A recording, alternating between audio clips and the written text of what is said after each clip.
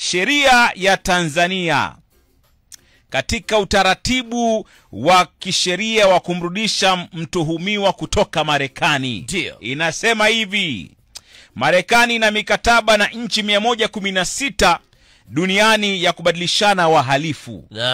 Tanzania ni miongoni mwa nchi hizo. Tanzania iliingia makubaliano hayo kabla ya uhuru wa 1931 na baada ya mwaka wa 1965. Kwa upande wa Tanzania, utaratibu huo unaratibiwa chini ya sheria ya Extradition Act. Ili mhalifu aweze kurudishwa Tanzania, lazima kosa linalodaiwa kufanya liwe ni kosa la jinai kwenye nchi zote mbili. Sawa? Ndio. Kosa hilo lisiwe la kisiasa. Mtuhumiwa lazima ashtakiwe na kosa lilopo kwenye hati ya kurudishwa na si kwa kosa jingine lolote. So ile hati ya kusema kwamba tunamtaka huyu lazima liwe limeandikwa pale. Na ushahidi. Sawa? Ndio. Na mwanasheria mkuu wa Tanzania anataka apeleke maombi ya kutuhumiwa kurudishwa kupitia ubalozi ambao utafikisha ombi hilo kwenye Wizara ya Mambo ya Nje ya Marekani na Ofisi ya Mambo ya Kimataifa iliyopo kwenye Wizara ya Sheria ya Marekani. So, unaomba kupitia ubalozi wako kwamba huyu amefanya kosa A, B, K, D.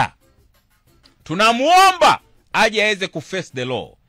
And now because America iko na mikataba na nchi hizi 116, bwana inawezekana.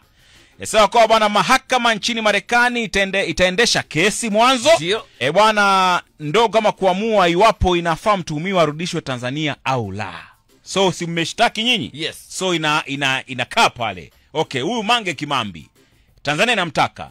Wanasema mfanya kosa hili. Je, inastahili aende? So koti inaamua. Alafu mwanangu, hata baada ya mahakama kuamua, mwenye uamuzi wa mwisho kuamua mtuhumiwa arudishe ni wizara ama waziri wa mambo ya nje wa Marekani. Kesi imeamua, jaji amesema regea. Sasa waziri wa mambo ya nje ndio atakaa sebe sawa. Huyu bwana tuwapatia ama tuwapatii huyu mtu. Sawa? Kwa mujibu wa sheria ya Tanzania, ndio mwanasheria mkuu anaweza kuomba mtuhumiwa arudishwe Tanzania kwa makosa yafuatayo. Nataka muniambie kama Mange Kimambi amefanya mojawapo ya hizi: 1, mauaji, kujeruhi, utekaji, ubakaji, madawa ya kulevya, uharibifu wa mali, ufisadi, biashara ya utumwa, ujangili wa baharini, ile piracy sio, na uhalifu wa mtandao,